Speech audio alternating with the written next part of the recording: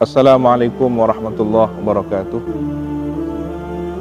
Pemirsa media dakwah yang semoga senantiasa dijaga oleh Allah Subhanahu wa taala. Alhamdulillah,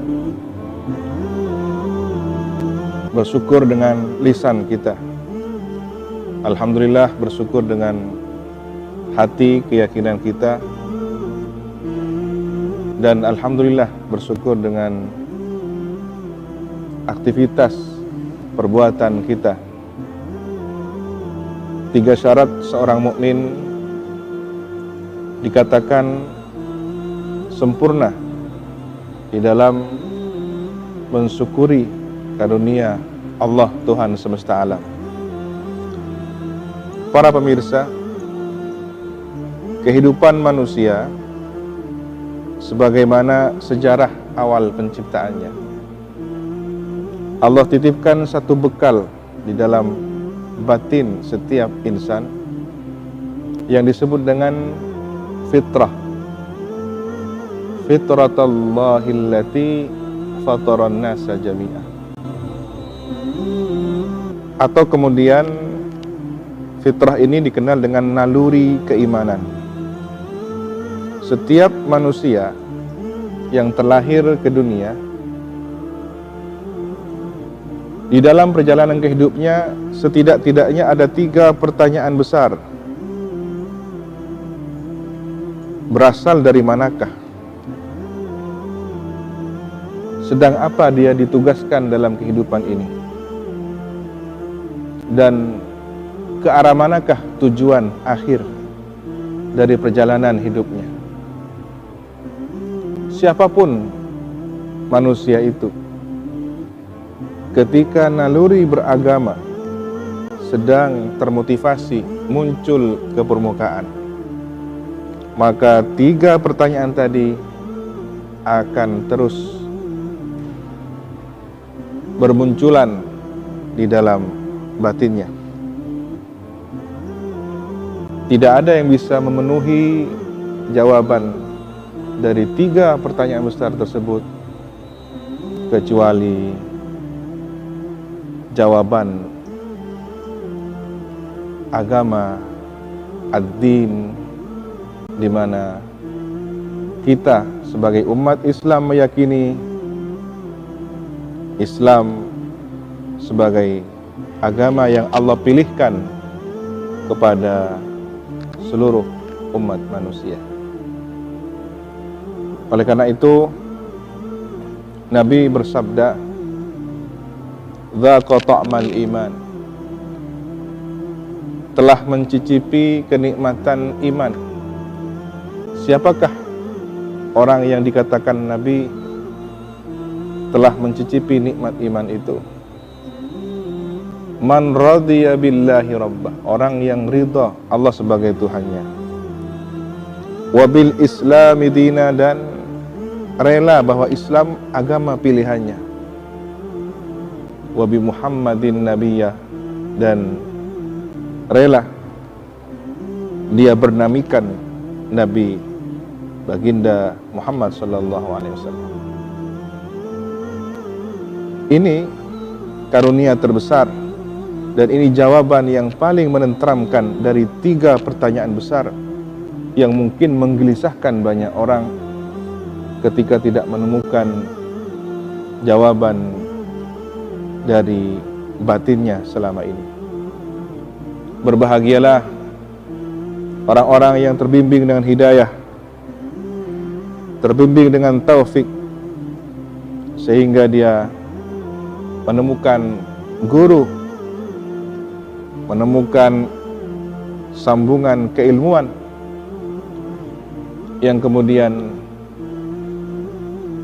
secara isnad periwayatan keilmuan ini bagaikan mata rantai yang terhubung dari satu mata rantai ke mata rantai lainnya hingga kepada Madinatul Ilmi, pusat kota ilmu. Insan kamil, sosok yang paripurna. Tujuan diturunkan wahyu Al-Quran sebagai kalamullah, informasi akurat dari Lauhil Mahfuz. Beliau adalah baginda Nabi Muhammad sallallahu alaihi wasallam. Mata rantai inilah yang harus kita hargai. Ketika baginda Nabi mentransfer ilmu, keimanan dan keislaman kepada para sahabat, kemudian para sahabat melanjutkan transfer keilmuan ini kepada para tabi'in dan generasi berikutnya, tabi'it tabi'in, hingga wa man tabi'ahum bi ihsanin ila yaumiddin. Orang yang mengikuti generasi salaf yang terbaik, sahabat, tabi'in dan para tabi'it tabi'in hingga akhir zaman. Semoga kita termasuk dalam golongan ini, golongan yang telah diisyaratkan Nabi, ma ana wa ashabi, orang yang satu manhaj dengan baginda Nabi dan para sahabat, yang tidak mencaci maki para sahabat, kemudian menghargai ilmunya para tabi'in, menghormati ilmunya para tabi'in.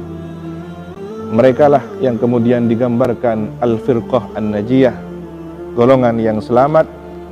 Dari 73 hanya satu yang kemudian dikenal dengan Ahlus Sunnah wal Jamaah. Atau dalam hadis yang lain, sinyalemen penunjukan tentang Al-Firqah An-Najiyah ini, golongan yang selamat, adalah sawadul a'dham, jumlah mayoritas. Karena ada satu keistimewaan, khasais ummah al-Muhammadiyah, satu keistimewaan dari sekian banyak keistimewaan umat baginda Nabi Muhammad, bahwa umat ini tidak akan bersekongkol sekelompok besar dalam kebatilan. Konsensus ulama terbimbing dalam kebaikan atas penjagaan Allah Subhanahu wa taala. Alhamdulillah, ini karunia untuk umat baginda Nabi Muhammad. Maka kita harus berada di sawadul a'dham, jumlah mayoritas dari umat ini, minal masyriq ilal maghrib, dari negeri timur hingga barat, yang secara de facto ulama kita, Imamuna Abu Hanifah An-Nu'man, kemudian Imam Malik bin Anas, murid beliau Imam Muhammad bin Idris Asy-Syafi'i, dan muridnya lagi, murid dari Imam Asy-Syafi'i, Imamuna Ahmad bin Hanbal, secara de facto menjadi pengisi sawadul a'dham, jumlah mayoritas di penjuru dunia ini. Adalah merupakan seleksi alam. Ketika kemudian secara akidah Imamuna Abul Hasan Al-Asy'ari dan Abu Mansur Al-Maturidi memiliki domain penting dalam jumlah mayoritas ini. Ketika kalangan terbesar para ulama tidak keluar dari dua pemikiran akidah, kutub Al-Asy'ari dan Al-Maturidi. Dan berbahagialah ketika kita bertasawuf, berihsan, bertazkiyatun nufus, mengikuti manhaj Imamuna Hujjatul Islam Abu Hamid Muhammad Al-Ghazali dan Imam Junaid Al-Baghdadi, tanpa kemudian menyesatkan dan menghina, mengkafirkan kelompok golongan lainnya.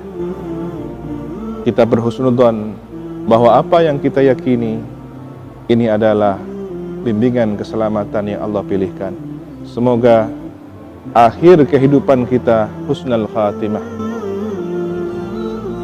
Demikian yang bisa disampaikan, semoga ada manfaat dan keberkahan. Ihdinas siratal mustaqim. Wassalamualaikum warahmatullahi wabarakatuh.